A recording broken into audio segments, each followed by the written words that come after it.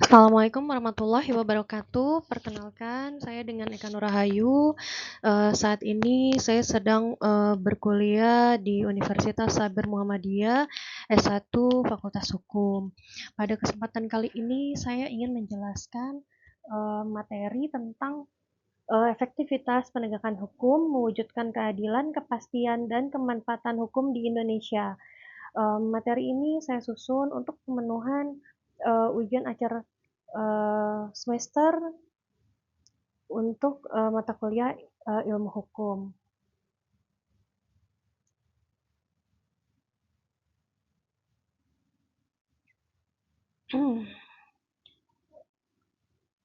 Jadi pada materi ini kita bukan hanya sekedar untuk membicarakan teks-teks undang-undang yang tertulis kaku di atas kertas. Eh, Materi ini untuk menguji secara kritis detak jantung dari sebuah negara hukum, yaitu bagaimana hukum itu dihidupkan, dijalankan, dan dirasakan oleh masyarakat. Lebih dari 2000 tahun yang lalu, seorang filsuf besar Romawi bernama Cicero mengumandangkan sebuah aksioma yang tak lekang oleh waktu, yaitu ubi socis et ius, di mana ada masyarakat, di situ ada hukum.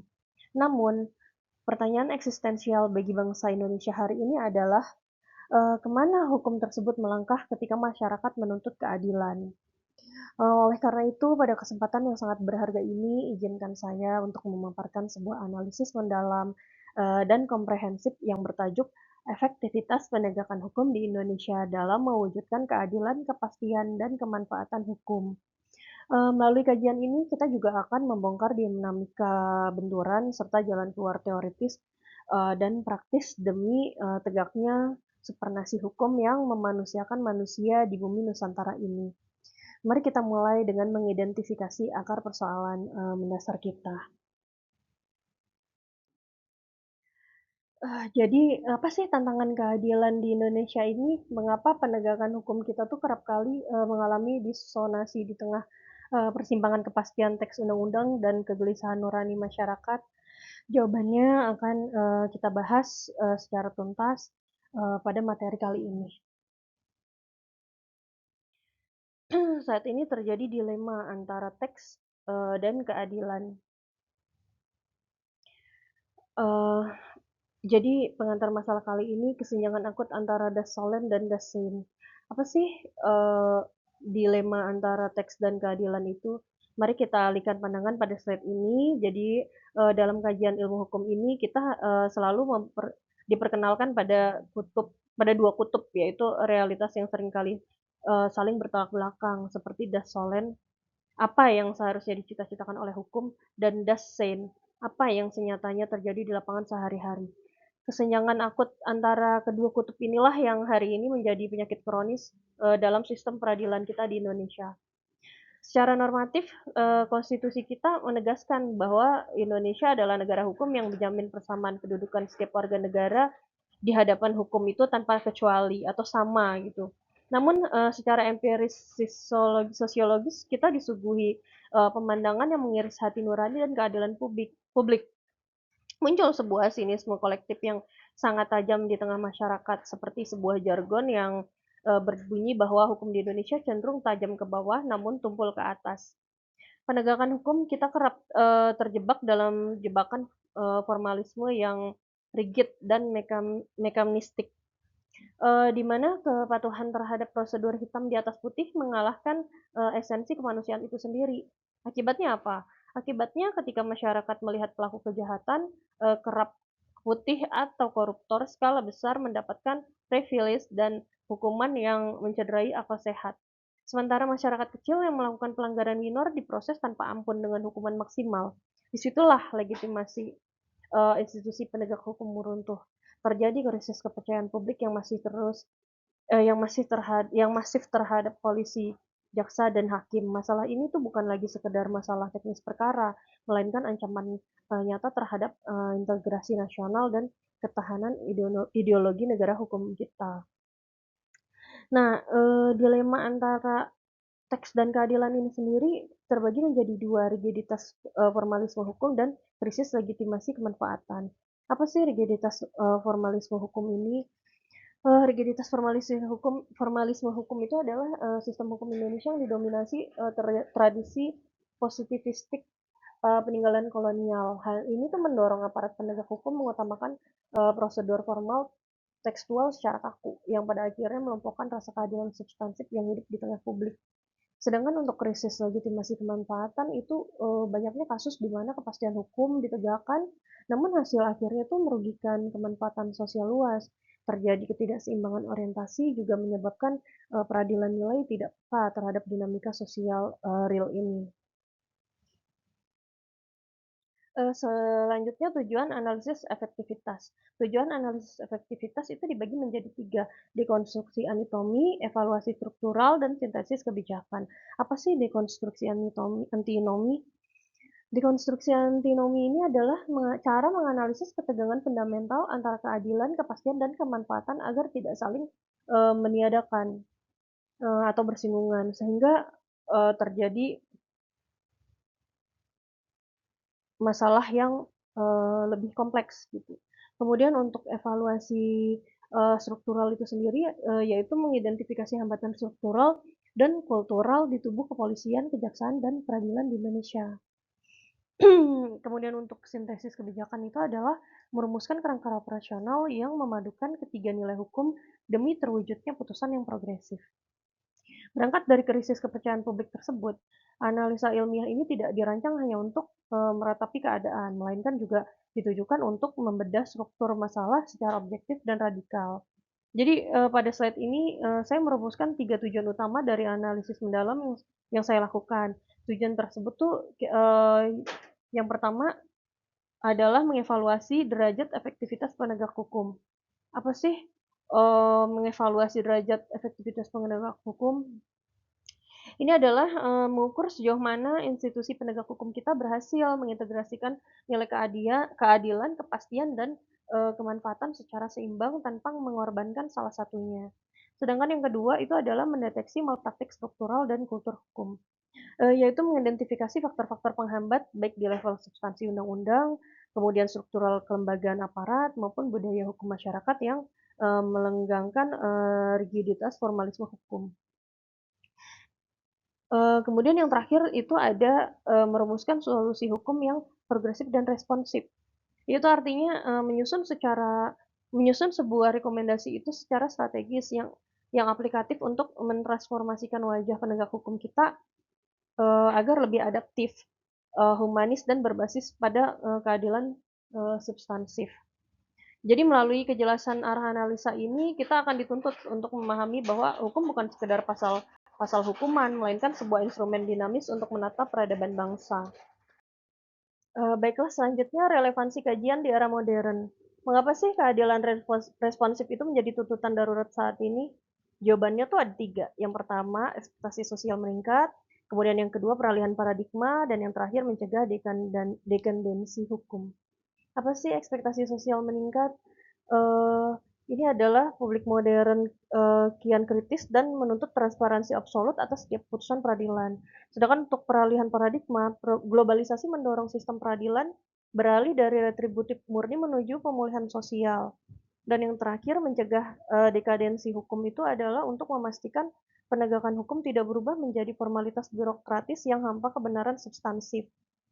Memasuki slide ini kita perlu mempertanyakan mengapa topik pergerakan hukum ini menjadi begitu relevan, mendesak, dan krusial untuk dibahas di detik ini juga. Jawabannya adalah karena kita sedang hidup di era transparansi radikal dan digitalisasi informasi yang tak terbendung. Hal ini seluruh aktivitas penegakan hukum berada di bawah mikroskop publik selama 24 jam sehari. Jadi fenomena viralitas di media sosial tuh melahirkan apa yang kita kenal sebagai trial by the press, versi modern atau trial by social media. Muncullah sebuah gerakan sosial yang ironis di ruang cyber, seperti tagar viral no justice atau istilah no viral no justice. Fenomena ini mengidentifikasikan atau mengindikasikan sebuah realitas pahit bahwa aparat penegakan hukum seringkali baru bergerak secara responsif dan serius apabila sebuah kasus pelanggaran telah mendapatkan sorotan, kecaman, dan tekanan masif dari jutaan netizen di media sosial. Relevansi kajian ini juga terletak pada titik krusial tersebut.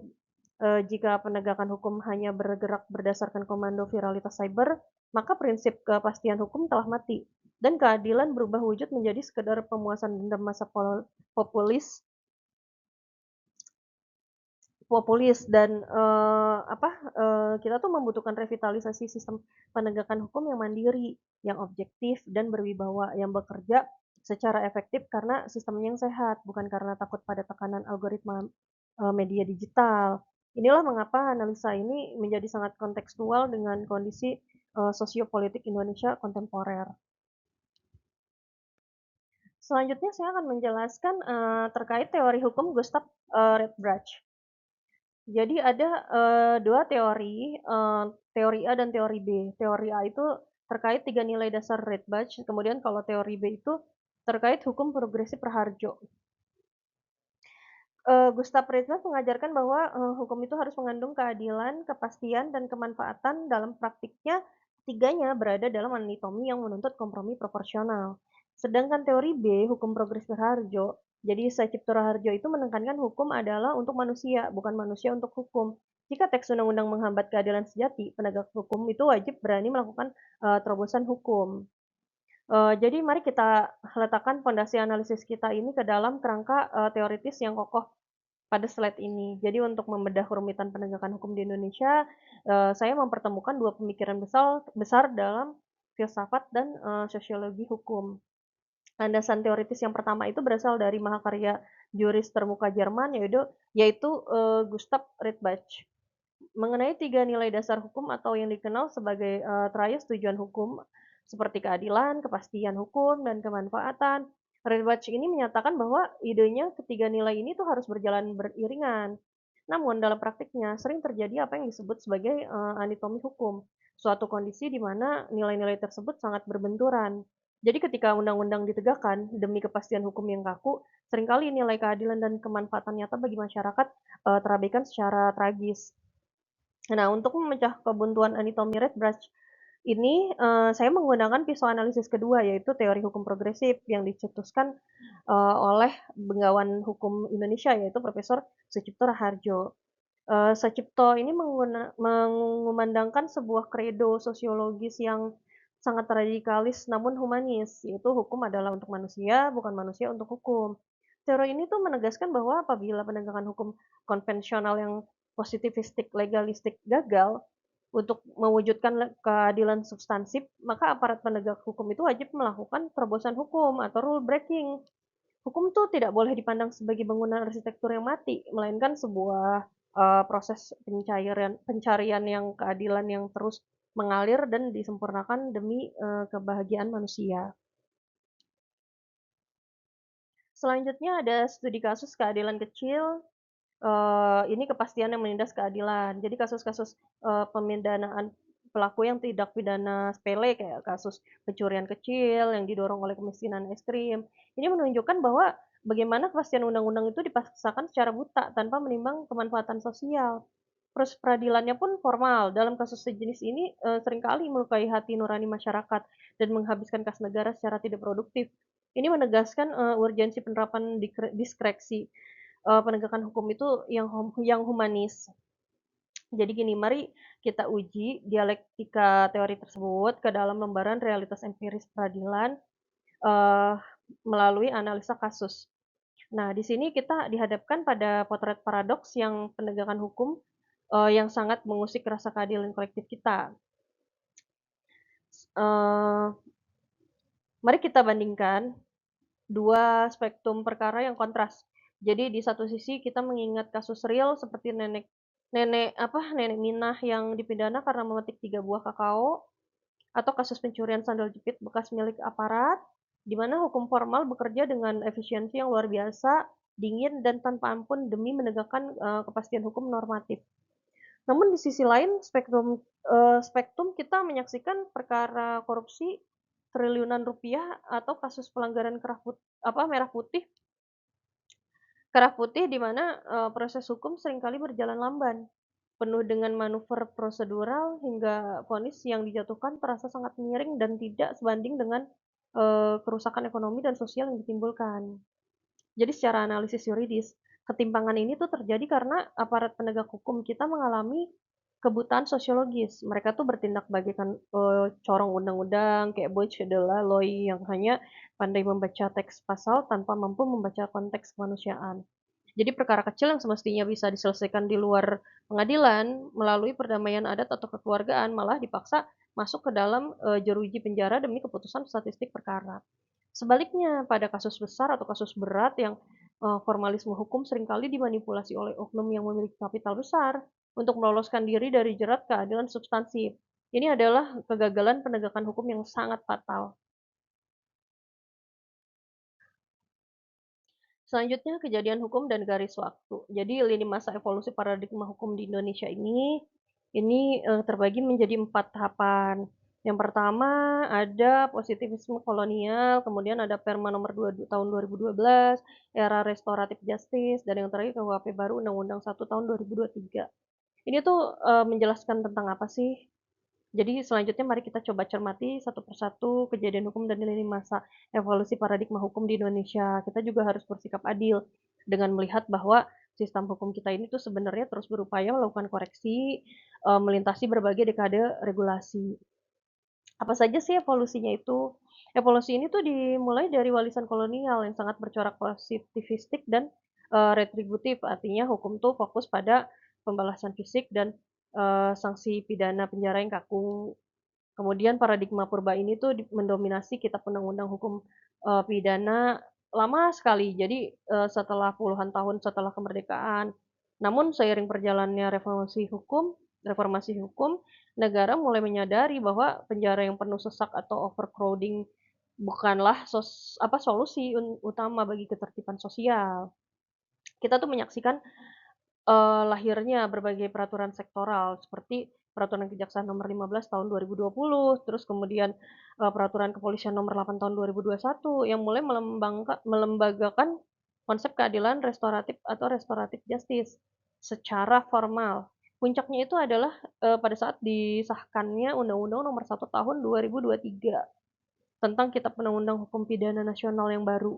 Jadi KUHP nasional yang baru ini tuh secara filosofis menandai pergeseran paradigma hukum nasional yang luar biasa.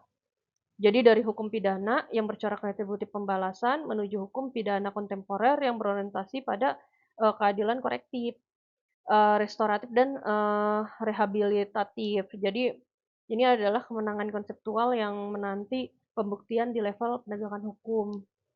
Jadi bisa dilihat ya, positivisme kolonial ini adalah mendominasi kepastian tekstual kaku warisan hukum yang pada saat peninggalan era kolonialisme Belanda. Sedangkan untuk Perma nomor 22 tahun 2012 ini diperbarui sesuai Mahkamah Agung menaikkan limit denda tipiring dan membatasi penahanan pidana perkara sepele.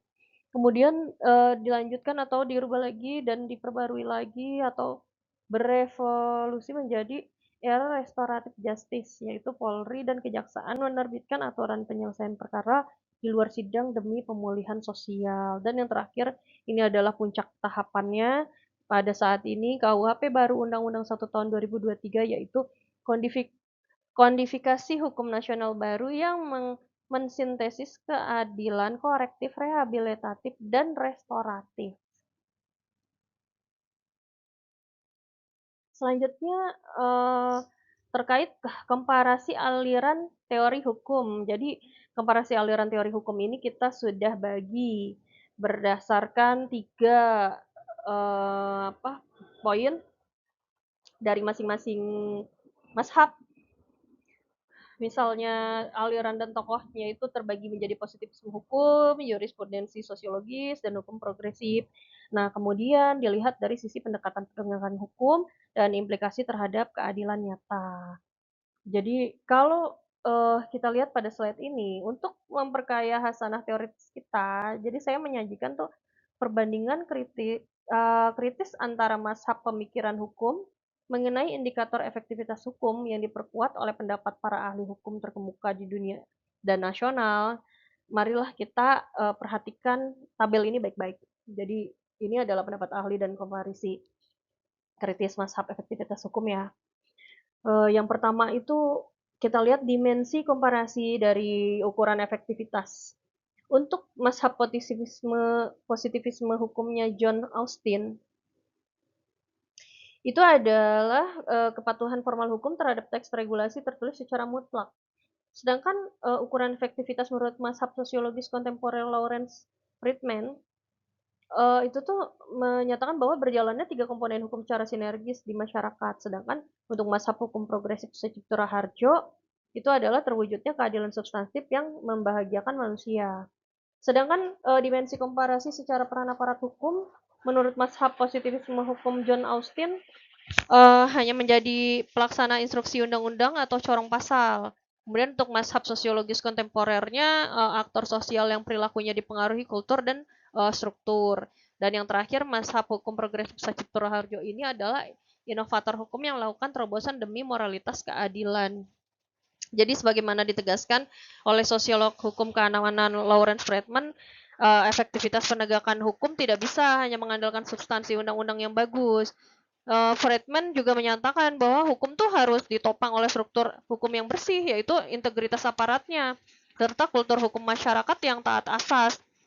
Di Indonesia, pendapat ini tuh diamini oleh mantan Ketua Mahkamah Konstitusi, Profesor Jenly Asidiki, yang menyatakan bahwa institusi hukum kita seringkali roboh karena rusaknya etika dan integritas para penegaknya. Jadi oleh karena itu, efektivitas hukum tidak boleh diukur dari berapa banyak sih orang yang dijebloskan ke penjara, melainkan dari seberapa hukum mampu menciptakan kedamaian dan ketertiban yang berkeadilan. Baiklah, selanjutnya penerapan hukum yang ideal. Jadi integrasi proporsional itu terdapat tiga nilai. Efektivitas penegakan hukum hanya tercapai bila aparat kepolisian, kejaksaan, dan kehakiman menerapkan sistem nilai seimbang.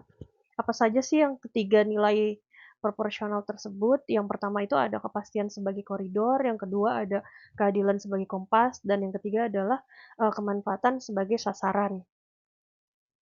Bagaimana kita mengoperasionalkan seluruh teks abstrak dari kritik sosiologis ini ke dalam dunia nyata birokrasi penegakan hukum?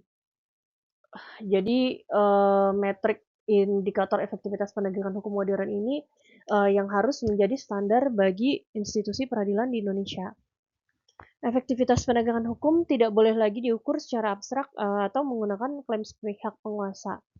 Kita juga harus menegakkan tiga metrik keberhasilan yang rigid dan akuntabel. Apa saja ketiga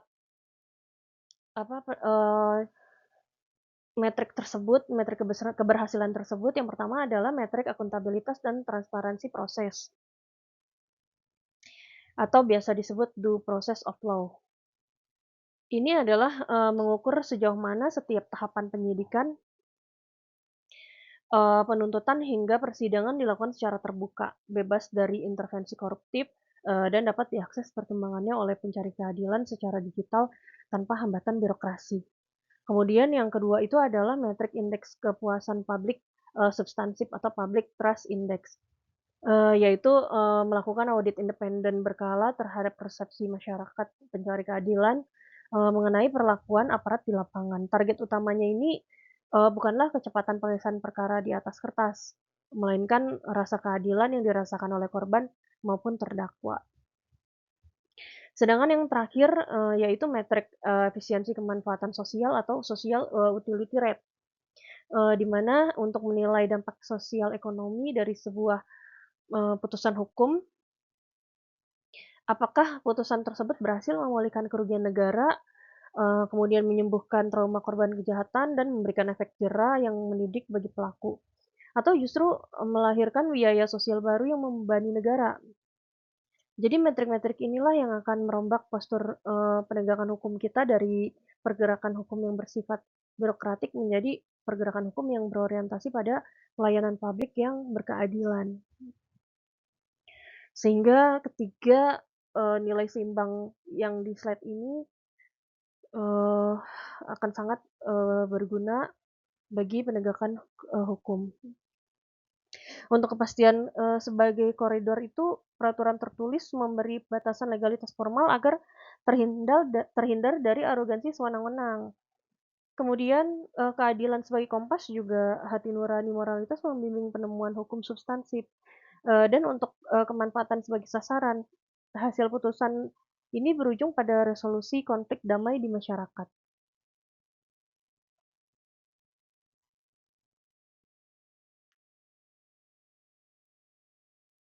Akhirnya kita sudah sampai pada slide terakhir, yaitu kesimpulan dan rekomendasi.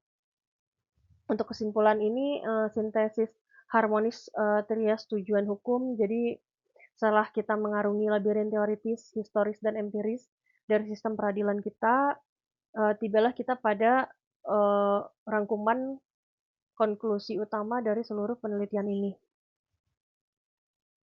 Sebenarnya kesimpulan utamanya itu adalah penegakan hukum yang efektif tidak boleh memutlakkan kepastian di atas keadilan dan kemanfaatan. Keadilan substansif harus diposisikan sebagai mahkota tertinggi peradilan nasional.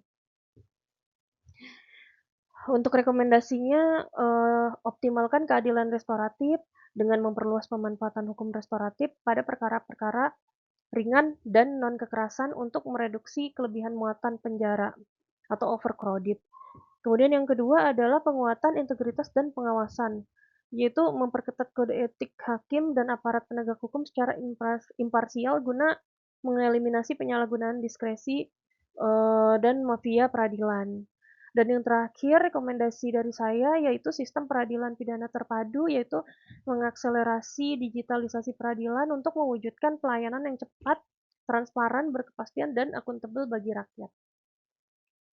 Jadi kesimpulan ilmiah ini tuh yang paling mendasar adalah bahwa efektivitas penegakan hukum di Indonesia hanya dapat terwujud secara mutlak apabila kita tuh mampu mengakhiri anatomi hukum dengan melakukan sintesis yang harmonis antara keadilan substantif, kepastian prosedural, dan kemanfaatan nyata bagi masyarakat.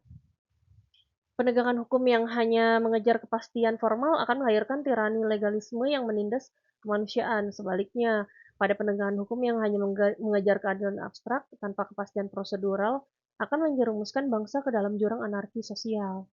Sedangkan Indonesia harus memilih jalan hukum yang progresif, yaitu jalan di mana uh, hukum ditegakkan oleh aparat yang memiliki integritas moral yang kokoh, berlandaskan hukum yang responsif, dan dijalankan dengan satu tujuan suci, yaitu memuliakan martabat manusia Indonesia sesuai amanat suci institusi kita.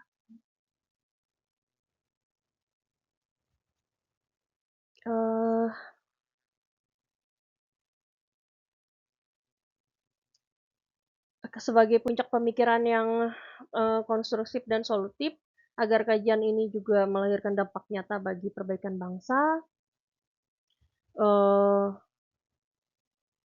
sebaiknya reformasi sistemik itu mencakup 3 pilar hukum yang harus segera dieksekusi secara nasional. Seperti reformasi struktural integritas aparat penegak hukum, kemudian kodifikasi perluasan keadilan restoratif secara unifikatif, dan perkembangan budaya hukum lewat pendidikan paralegal komunitas. Baiklah, seluruh materi sudah saya bawakan. Sudah lebih dari 25 menit waktu berjalan. Dengan ini saya ingin mengakhiri pemaparan materi presentasi saya pada hari ini. Sebagai kalimat penutup, mari kita camkan bersama-sama sebuah adagium klasik yang ditulis oleh ahli hukum dunia, yaitu Fiat Iustiwaruat Haleum, atau hendaklah keadilan ditegakkan walaupun langit harus runtuh. Menegakkan hukum yang efektif di Indonesia bukan lagi sekedar pilihan kebijakan administrasi, melainkan janji suci sejarah yang wajib kita tunaikan demi tegaknya keadilan yang hakiki bagi seluruh rakyat Indonesia. Saya dengan senang hati dan terbuka dan penuh rasa hormat menyambut setiap respon, sanggahan, kritik maupun saran yang membangun. Terima kasih banyak atas perhatian yang luar biasa. Selamat siang. Waalaikumsalam warahmatullahi wabarakatuh.